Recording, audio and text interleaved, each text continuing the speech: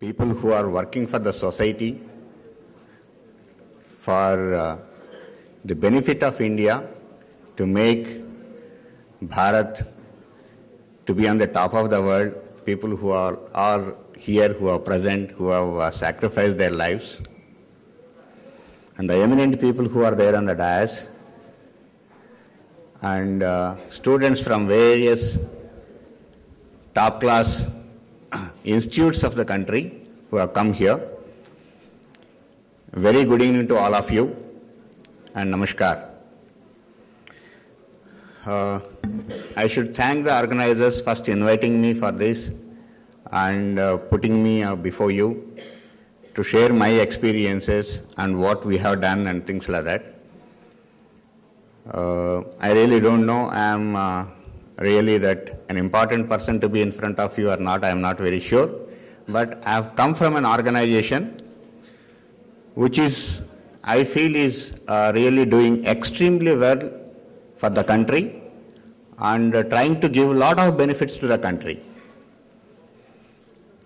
That is DRDO, Defense Research and Development Organization, which is working for the armed forces, developing a lot of technologies and weapons for the country.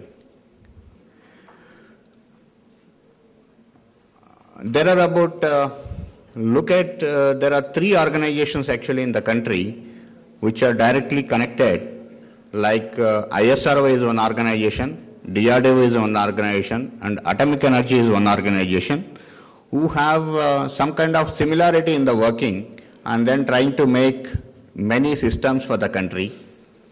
Thereby, the dependency on the foreign sources we are trying to bring in, make it country prosperous through technologies and reducing import contents. Look at, in 1980s, the country didn't have any system.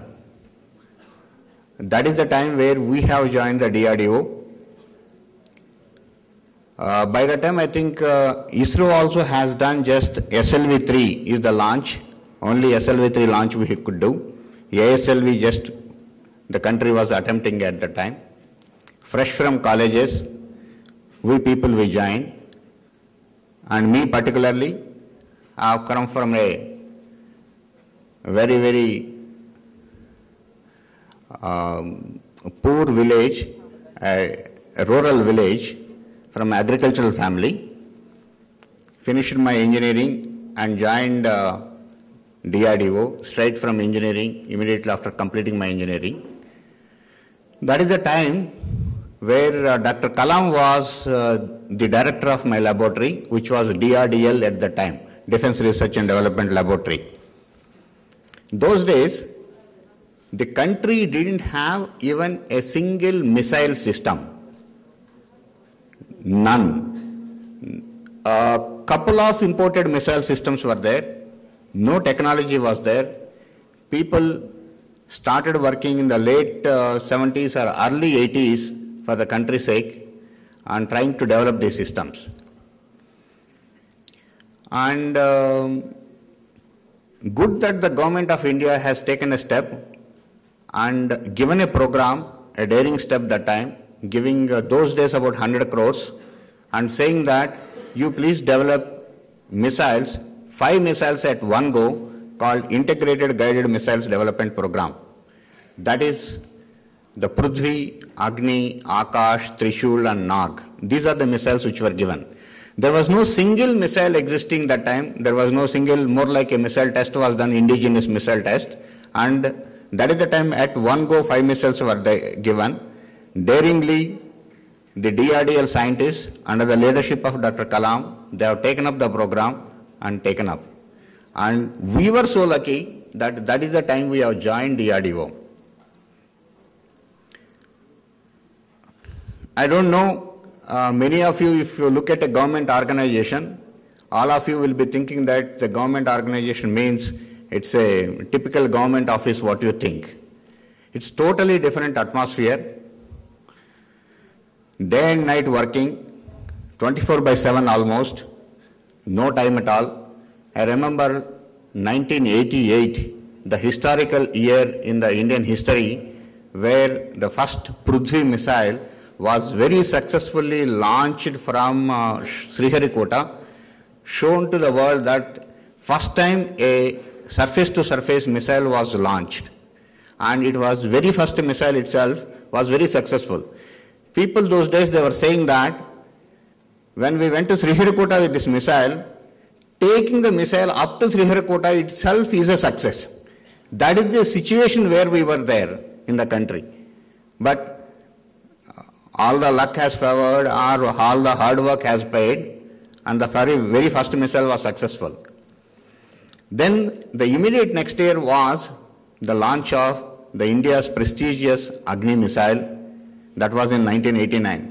I remember because that is the time my laboratory where I am now, the RCI, Research Center Imarat, was inaugurated in 1988 by the then President R. Venkatraman. RCI is inaugurated, same time people were working for Agni. And the type of motivation that 1 year, I think, none of us have left the office before 2 a.m. in the morning.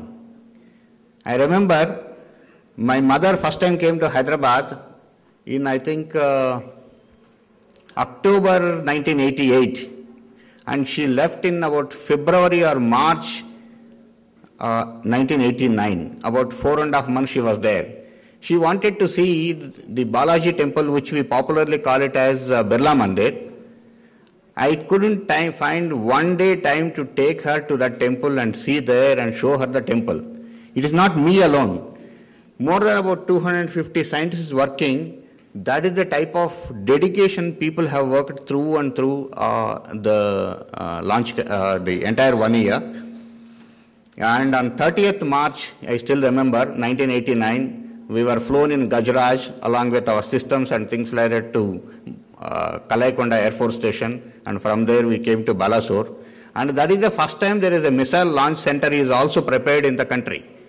Balasore was not there as a launch center earlier, and it was first time declared as a missile launch center. A lot of opposition from the people, a lot of misgivings were there in the people's mind, and in fact, there was this ITR was called as an intermittent test range, ITR.